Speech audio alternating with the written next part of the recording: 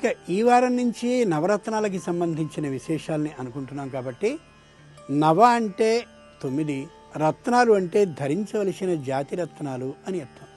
ఈ నవరత్నాలని ధరించినప్పుడు ఏ నియమాలని పాటించాలో వాటిని తెలుసుకున్నప్పుడు మాత్రమే అవి ఫలిస్తాయనే యథార్థాన్ని ఎప్పుడూ మర్చిపోవద్దు.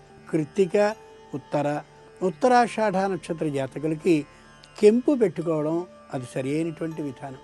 ఆ కెంపుని ధరించినటువంటి వాళ్ళు ఊరికే ఆ రాయి ఉన్నటువంటి ఉంగరాన్ని అలా ధరించేయడం కాకుండా సూర్యుడికి ఏ ఎర్రనైన మందార పువ్వులు ఇష్టమో ఆ మందార పువ్వులతో రవికి సంబంధించిన ప్రార్థన శ్లోకం ఉంటుంది మన పంచాంగాల్లో.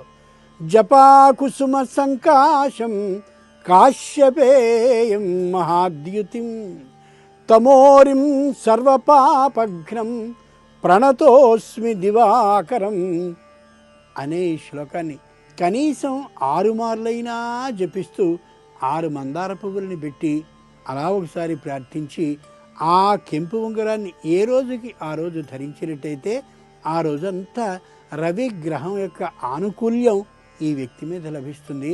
అంచేత రవి ఏ బుద్ధికి, వీరత్వానికి, పరాక్రమానికి, సాహసానికి స్వయంగా అనుకూలించేటటువంటి గ్రహమో ఆ అన్ని లక్షణాలు వ్యక్తికి కలిగి పరమ ఆనందాన్ని చవిచూస్తాడు. కాబట్టి ఒట్టిగా రత్నాన్ని అలా బంగారంలో ధరించేయడమే కాకుండా ప్రతినిత్యం ఆ విధంగా పూజని చేసి మాత్రమే ధరించాలి అనే యథార్థాన్ని గమనించండి.